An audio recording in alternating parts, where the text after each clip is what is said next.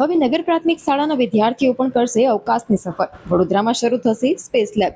વડોદરાની નગર પ્રાથમિક શિક્ષણ સમિતિની શાળાઓમાં અભ્યાસ કરતા વિદ્યાર્થીઓ માટે હવે વિજ્ઞાન અને અવકાશનું શિક્ષણ માત્ર પુસ્તકો સુધી સીમિત નહીં રહે. શહેરની કવિ પ્રેમાનંદ પ્રાથમિક શાળામાં અત્યાધુનિક સ્પેસ લેબ શરૂ થવા જઈ રહી છે, જેના માધ્યમથી વિદ્યાર્થીઓને અવકાશ વિજ્ઞાનનું પ્રાયોગિક અને આધુનિક જ્ઞાન મળશે.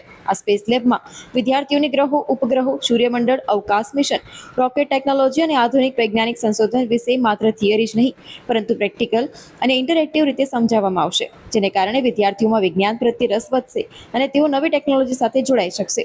નાની ઉંમરથી જ અવકાશ વિજ્ઞાનનો પરિચય મળવાથી વિદ્યાર્થીઓમાં વૈજ્ઞાનિક અભિગમ વિકસશે અને ભવિષ્યમાં તેઓ વિજ્ઞાન, ટેકનોલોજી અને સંશોધન ક્ષેત્રે આગળ વધવા માટે પ્રેરિત થશે. સરકારી શાળાઓના શિક્ષણમાં ગુણવત્તા અને નવીનતા લાવવાના પ્રયાસ રૂપે શરૂ થતી આ સ્પેસ લેબ વડોદરાના શિક્ષણ ક્ષેત્ર માટે એક મહત્વપૂર્ણ સિદ્ધિ માનવામાં આવી રહી છે. હવે અત્યારે આપને ખ્યાલ જ હશે કે અમે સમગ્ર વડોદરાની અંદર અત્યારે 2000 બાળકો સુધીની લાઇબ્રેરીની શરૂઆત કરી છે. એમાં એક આ નવું સોપાન અમે ઉમેર્યું છે કે આવનારા દિવસોની અંદર બાળકોમાં ખગોળ વિજ્ઞાન તેમજ સ્પેસ વિજ્ઞાન વગેરેની જિજ્ઞાસા વૃત્તિ જાગે, કેમ કે આજનું બાળક એ આવતીકાલનું ભવિષ્ય છે. એટલે એ બાળકોની અંદર વિજ્ઞાન પ્રત્યે રુચિ જાગે. આજે 2047 ભારતના વિકસિત મોડલની વાત કરી રહ્યા છીએ આપણે, ત્યારે એ દિવસોની અંદર આ જ બાળક આવતીકાલે એક સારું વિજ્ઞાન પ્રત્યે તેમજ વૈજ્ઞાનિકો, નાસા વગેરે જે છે, ઈસરો, નાસા વગેરે, એ બધાની અંદર પણ એ લોકો આવનારા દિવસોમાં પોતાની કારકિર્દી ઘડી શકે. પણ એનો બેઝ આ છે. એટલે આ બેઝમાંથી બાળકોને થોડું જ્ઞાન મળે એ દૃષ્ટિએ અમે એક આ સમગ્ર ગુજરાતમાં કદાચ સરકારી શાળામાં સૌ પ્રથમ વખત હશે અને તેનું આયોજન કરી રહ્યા છે. અને ટૂંક જ સમયની અંદર એ સ્પેસ લેબ જે છે એનું નિર્માણ થઈ જશે.